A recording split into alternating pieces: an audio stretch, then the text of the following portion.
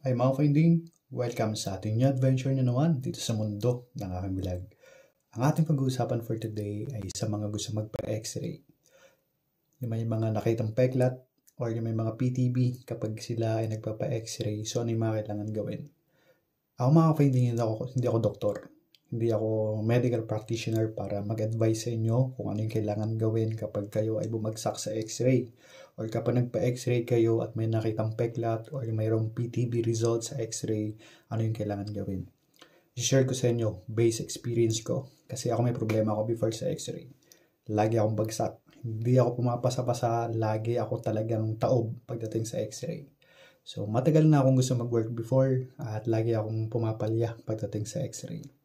So, ano kailangan nyo gawin? Especially dyan sa super care kapag kayo ay magko-cruise ship or mag-abroad or either kahit saan nyo gusto pumunta na kailangan yung pumasa sa x-ray. Ano yung kailangan nyo gawin bago kayo magpa-x-ray kapag kayo mag-abroad? So, syempre may mga agency na kapag nag-apply tayo ng trabaho ay meron silang mga specific clinic kung saan tayo magpapamedical at maipasa natin yung ating medical bago tayo makapag-abroad or makapagtrabaho sa cruise ship, land base or kung saan natin kakailanganin yan. Tips ko sa inyo mga finding based sa ginawa ko. Kasi alam ko may problema ako sa x-ray at hindi ako makapasa-pasa. Hindi ako nagiging fit lagi. So ang ginawa ko, bago ako pumunta or nagpa-medical sa super care or sa mga clinic, ang ginawa ko, bago yung araw kung kailan ako magpapamedical, is nagpa-x-ray muna ako sa mga hospital, sa clinic kung saan ako naging fit sa x-ray. So, ang ginawa ko, medical muna ako. So, syempre hindi naman ako kaagad-agad pupunta dun sa clinic na, oy, kailangan nyo akong i-x-ray kasi gusto ko lang. Hindi pwede. Kailangan meron kang request mula dun sa doktor na ikaw ay magpapa-x-ray. Hindi basta-basta hihingi ka lang ng x-ray, magpapa-x-ray ako, ganun kaagad. Hindi. May proseso po yan. So, ito yung kailangan yung gawin. Kung alam mo may problema ka na sa x-ray at lagi kang bumabagsak doon sa medical mo sa x-ray, ang gawin mo, hingi ka ng request sa doktor or sa clinic na magpapa-x-ray ka. So, after mo humingi ng request, syempre mag-undergo ka na ng x-ray, magpapa-x-ray ka. So, sa clinic or sa mga hospitals, meron dyan, sa mga accredited na yan. So, x-ray ka na. So, once na makuha mo na yung result at alam mo magpapamedical ka, either sa super care or sa mga agency or sa mga clinic kung saan ka ni-refer ng agency na ina-applyan mo, dalhin mo yung result na yon kapag magpapa-x-ray ka na doon. Kasi, once na alam mo yung problema ka sa x-ray, may baraha ka. May papakita kang baraha na ako meron akong x-ray before. So, pagka na-x-ray ka na doon sa kung saan ka magpapa-x-ray or magpapa-medical based dun sa agency mo, meron kang bala na ipapakita na meron akong x-ray. So, pagpunta nyo doon, sa super care, kasi ito tinutumbo ko talaga itong sa super care kasi ang dami kong mga tropa or mga nagtatanong sa akin na magpapa-medical nga sila sa super care kasi nga gusto nila mag-abroad, gusto nila magbarko sa cruise ship. So, anong kailangan nilang gawin? Kasi may nakitang peklat doon sa baga nila. So, unahan nyo ng mga finding. So, magpa-x-ray na kayo sa iba. Tapos, pagdating nyo doon sa super care, dalhin nyo yan, result nyo. Para bago kayo x-ray, ibigay nyo na doon sa nurse or sino man yung personnel na nag-a-assist para doon sa pag-x-ray. Ibigay nyo na yung copy nyo para ma-compare nila kung ano ba yung result mo before tsaka doon sa result na makukuha nila doon sa x-ray mo. Once na makita nila na yung x-ray mo before at yung x-ray mo galing sa kanila at makita nila yung result at wala namang pagbabago, wala namang changes, same na nangyari sa akin, walang changes dun sa peklat na nakita sa akin nung nagpa-medical ako dyan sa super care, so wala na sila nagawa.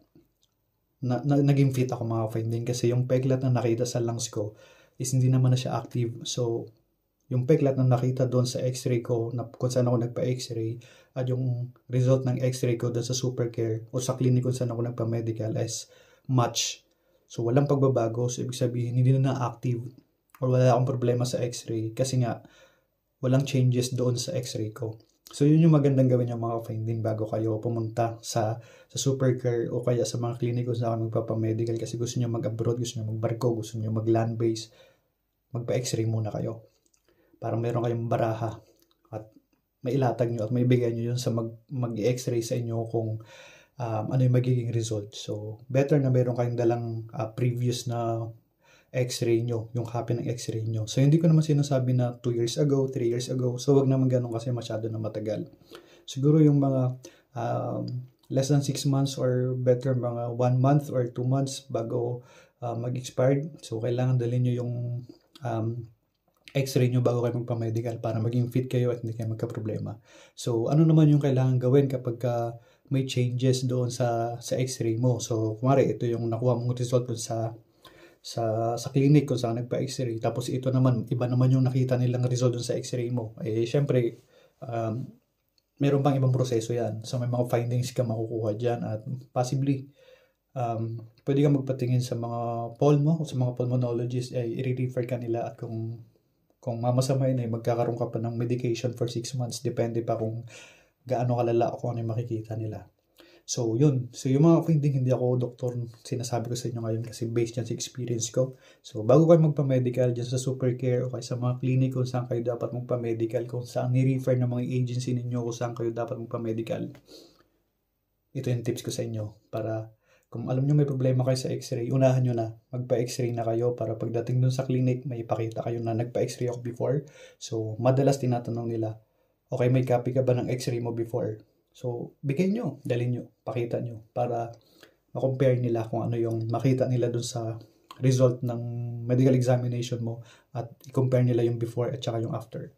So, yun lang mga finding at sana yung nakatulong itong aking adventure for today para sa mga taong may problema sa x-ray at lagi nakikita ng peklat, merong issue about PTB. So, yan. Yung advice ko sa inyo, gawin niyo po yan at sana ay maging fit kayo. Especially dun sa mga marami nag-chat sa akin sa YouTube kasi nagtatanong, sir, ano yung kailangan kong gawin? Magpapamedical ako sa Supercare, magpapamedical ako sa clinic na ni-refer ng agency ko. Gusto kong mag-land-based, gusto kong mag-sea-based. Ano yung kailangan kong gawin? May problema ako sa x-ray. Yun yung advice ko sa inyo mga finding. Pa-x-ray na muna kayo bago kayo pumunta doon sa medical or sa agency or kung saan kayo nire-refer kung saan kayo dapat magpa-medical. Unahan nyo na.